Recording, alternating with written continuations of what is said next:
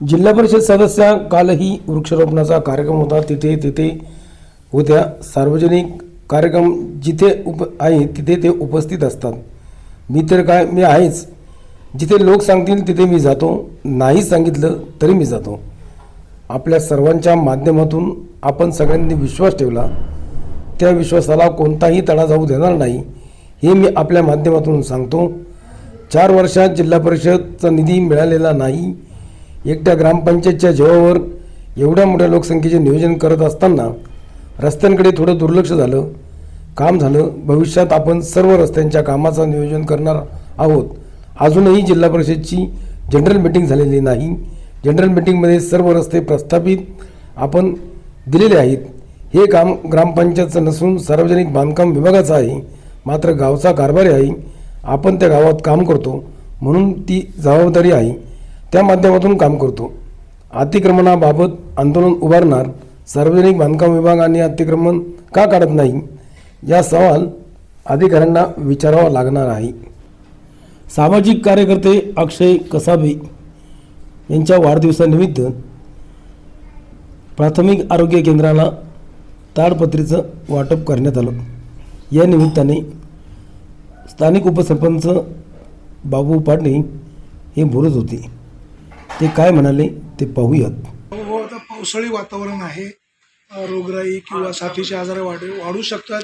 जिल्हा परिषदेच्या माध्यमातून या प्राथमिक आरोग्य केंद्रांना औषधांचा पुरवठा कमी पडणार नाही या संदर्भामध्ये जिल्हा परिषद सदस्यांना काय सूचना करायला? आम्ही त्या दिवशी आता आम्ही सगळी मिटिंग त्यावेळेस घेतली. जिल्हा परिषद सदस्य आणि सगळेच आपले डॉक्टर असतील, कर्मचारी असतील यांच्या माध्यमातून आरोग्य समितीची आपली एक मिटिंग संपन्न आहे. पण त्यामध्ये त्यांना जे जे काही लागतात ते प्रश्न त्यांनी मांडले ते आपण लगेच दुसऱ्या दिवशी त्याचा पाठपुरावा करून त्याची पत्र तयार करून आजही अर्थ समितीची मिटिंग आहे. अर्थ समितीची मिटिंग झाल्यानंतर सभापती आणि सीओंना भेटून त्या सगळ्याच, कारण याचं इस्टिमेट आपण आता जरी आपण ताडपत्री देत असतो तर ही तात्पुरती सोय आहे. परंतु लवकरात लवकर वरती पत्रात दुरुस्ती करून आपल्याला कसं ते PSCच्या माध्यमातून काम करतील. त्याचबरोबर खरं तर PSCची जागा कमी पडते. मॉडेल PSC जी करायची आहे त्यासाठीची जी सुद्धा आपल्याला प्रस्तावित जागा त्याचा फॉलोअपसुद्धा घेणं गरजेचं आहे. त्या माध्यमातून लवकरात लवकर हे सगळे प्रश्न कसे मार्गाला लागतील यासाठीचा प्रयत्न निश्चित स्वरूपात होईल. आता डॉक्टर आहेत, तुम्ही सांगितलं की पावसाळ्यात रोगराईचं पण एक नमूद निश्चित करू इच्छितो. EMच्या वापरापासून आपल्याकडे डासांची संख्या आत्तापर्यंत तरी कमी आहे. इथून पुढं मला माहीत नाही काय होतंय. परंतु जे EM द्रावण आपण नदी स्वच्छतेसाठी वापरतो, डॉक्टरांच्या अनेक कार्यक्रमांमध्ये मी सहभाग घेत असतो. ह्यावेळेस मी या 2 महिन्यामध्ये जो रिव्ह्यू घेतला तर निश्चित स्वरूपात डासांची आणि रुग्णांची संख्या गेल्या 2 वर्षापेक्षा निश्चित स्वरूपात कमी आढळून येते.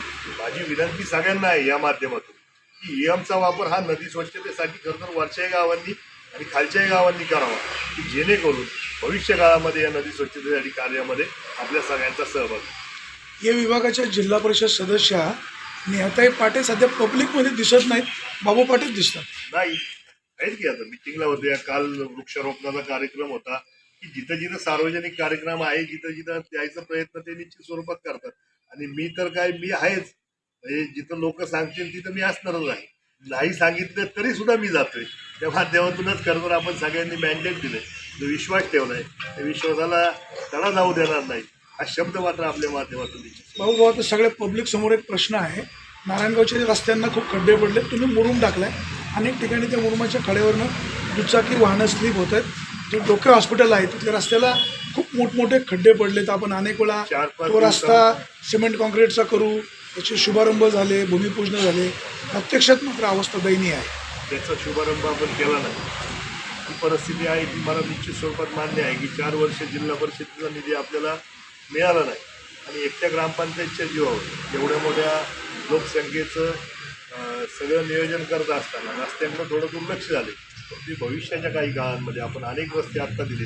अजूनही जनरल बॉडी मिटिंग जिल्हा परिषदची झालेली नाही.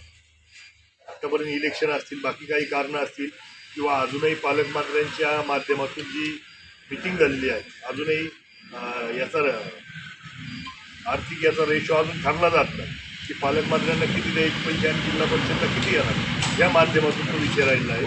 जनरल बॉडी मिटिंगमध्ये आपण हे सगळे रस्ते प्रस्तावित निश्चित स्वरूपात दिलेले आहेत. कॉलेज रोड असेल किंवा तुम्ही म्हणले तो भोसले हॉस्पिटलचा रोड असेल. आणि कालच अतुल कानड्यांना मी बोलून घेतलं आणि त्यांच्या माध्यमातून त्यांचा प्लॅन आहे गावातल्या सगळ्या रस्त्यांना जे काही खड्डे आहेत तुम्ही जे मला सांगितले तर तो माझा पार्ट नाही, तो PWDचा पार्ट आहे. पण तरीसुद्धा आपण त्या गावचं सरपंच आहोत किंवा आपण त्या गावामध्ये काम करतो, ह्या माध्यमातून आपली जबाबदारी आहे आणि ती जबाबदारी पार पाडण्यासाठी सातत्याने आपण प्रयत्नशील राहणार आहोत. 2-3 दिवसात हे जे बारीक बारीक मोठे मोठे खड्डे असतील तो भरायचा प्रयत्न निश्चित स्वरूपात होईल. परंतु आपल्या माध्यमातून PWDला पत्र देऊन सुद्धा आत्ताच्या रस्त्यावर अतिक्रमण झाले, जो तुम्ही मुद्दा घेतला होता तो मधल्या रस्त्यावर आजही अतिक्रमण झाले, पत्र देऊनही PWD कारवाई करत नाही. तिथं मात्र आंदोलन उभं करावं लागेल. PWDच्या अधिकाऱ्यांना जाग येणार नसेल तर मग मात्र सगळ्याच माध्यमातून त्यांना जाग येण्यासाठी ते करावं लागेल. कालच त्यांना हा प्रश्न विचारला होता, परंतु ते म्हणतात ग्रामपंचायत अजिबात आम्हाला सहकार्य करत नाही. आगळे साहेब त्यांच्याकडून कसं आमच्याकडून त्यांना सहकार्य पाहिजे. यंत्रणा त्यांची आहे, पोलीस प्रोटेक्शन घ्यायचे, त्यांना त्यांची यंत्रणा आहे, त्यांना मशीन मिळत नाही का? त्यांना ते पण अतिक्रमण काढण्यासाठी त्यांची आतापर्यंत त्यांनी एखादी नोटीस दिली का कोणाला ते बघायला पाहिजे. आरोप जर करणारा असतील अधिकारी तर निश्चित स्वरूपात समोरासमोर आपण जाऊ. उद्या आपण आज पुण्याला मीटिंग आहे त्या हिशोबाने उद्या वाणी साहेब आपल्या माध्यमातून आपण PWDच्या ऑफिसला जाऊ आणि निश्चित स्वरूपात त्यावर जे काही बघा. ग्रामपंचायत का नाही कारवाईला तुम्हाला सहकार्य करणार? ग्रामपंचायत स्वतः जर अंगावर घेऊन काम करते, मीटिंग जर व्यापाऱ्यांची घेतली, ग्रामपंचायत घेतली ना, ते अधिकाऱ्यांनी तर मीटिंग नाही घेतली. हे सगळं असताना आमची मानसिकता आहेच की आम्हाला PWD लोकांना, सर्वसामान्य लोकांना तो त्रास होणार नाही यासाठी तर काम करायची आमची मानसिकता आहे. पण अधिकाऱ्यांनी सुद्धा तेवढ्या प्रमाणात आम्हाला मदत केली पाहिजे. तो रस्ता आमच्याकडे वर्ग नाही, तो ग्रामपंचायत का असतं तर आतापर्यंत आपण त्याच्यावर कारवाई केली असते. तेच त्यांना आठवण दिली. म्हणलं सरपंचांचं म्हणणं आहे सर्वच अतिक्रमण काढा, आणि दुसरी गोष्ट जर तुमच्याकडे जर यंत्रणा नसेल तर ग्रामपंचायत तुम्हाला पूर्णपणे यंत्रणा देईन. नाही यंत्रणा देऊ म्हटलं, पण तुम्ही हे करा. पण त्यांचं म्हणणं असेल त्याला विश्वास लागतो. मदत ती निश्चित स्वरूपात करायला आपण तयार असणार आहोत. फक्त अतिक्रमण करू नये कोणी, ही विनंती आहे. भाऊ दुसऱ्या क्रमांकाच्या पक्षाचे तालुका अध्यक्ष आहात, एक सक्षम आहात, एक कार्यक्षम अपक्ष आमदार शिवसेनेमध्ये आले, असं असतानाही तुम्हाला आंदोलन करण्याची पाळी येते. साहेब आंदोलन करायचं कोणत्या पक्षाचं आहोत, काय आहोत, पण आमदार तुमच्या सोबत आहे. आहेत ना अधिकाऱ्यांना, त्यांनी सुद्धा सांगितलं. पण अधिकाऱ्यांना जर कळत नसत, शेवटी मानसिकता कुठे येऊन थांबती अधिकाऱ्यांची. त्यांना जर कामच करायचं, अधिकाऱ्यांचं दुखणं नेमकं काय मग? ते काय त्यांना कोणाचा पाठिंबा आहे? पाठिंबा असेल किंवा काय मला माहित नाही. वाणी साहेब मला त्या बाबतीत खोलात जायचं नाही, कोणाचा पाठिंबा, कोण काय करतं याच्यापेक्षा मला काय म्हणायचं, सर्वसामान्य लोकांना प्रश्न अडचणीचा आहे, तो जर सुटला नाही तर मग अधिकाऱ्यांच्या अंगावर जाऊनही काम करावं लागेल. तर काय पर्याय नाही त्याला. आंदोलन कधी करायचं? आंदोलन काय उद्या आपण पहिली प्राथमिक चर्चा तर करू द्यायची. काम चर्चेतून सुटत असेल तर आंदोलनाची गरज लागते.